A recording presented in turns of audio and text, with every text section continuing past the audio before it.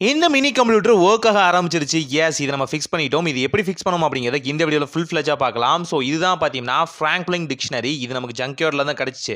ஆனா இது எப்படி ஜங்க்யார்டுக்கு வந்துச்சுன்னு எனக்கே புரியல. ஏன்னு பார்த்தீங்கன்னா, இது வந்து மோஸ்ட்லி பார்த்தீங்கன்னா, யுஎஸ்ஏல மட்டும் தான் கிடைக்கும். எப்படி நம்ம கைக்கு வந்துச்சுன்னே புரியல. ஸோ ஏதோ ஒரு மாயமோ, மந்திரமோ கிடைச்சிருச்சு. ஆனா இது வந்து கொஞ்சம் டேமேஜான பொசிஷன்ல தான் நமக்கு கிடைச்சுச்சு. ஆனா எனக்கு ஒரு மனசுல ஒரு நம்பிக்கை இருந்தது என்னன்னா, இது கண்டிப்பா ஒர்க் ஆகும்னு எனக்கு தோணுச்சு. ஏன்னு பார்த்தீங்கன்னா, வாங்குன உடனே இது யாரும் ஓப்பன் பண்ணல.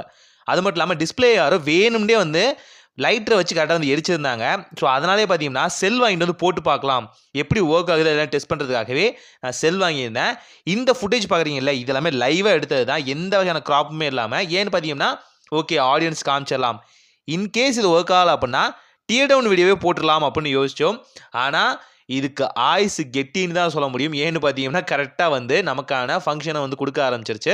ஸோ அது எப்படின்னு பார்க்கலாம். இந்த செல் பார்த்தீங்கன்னா, பர்ட்டிகுலர் கோட் வச்சு தான் நம்ம எடுத்திருந்தோம்.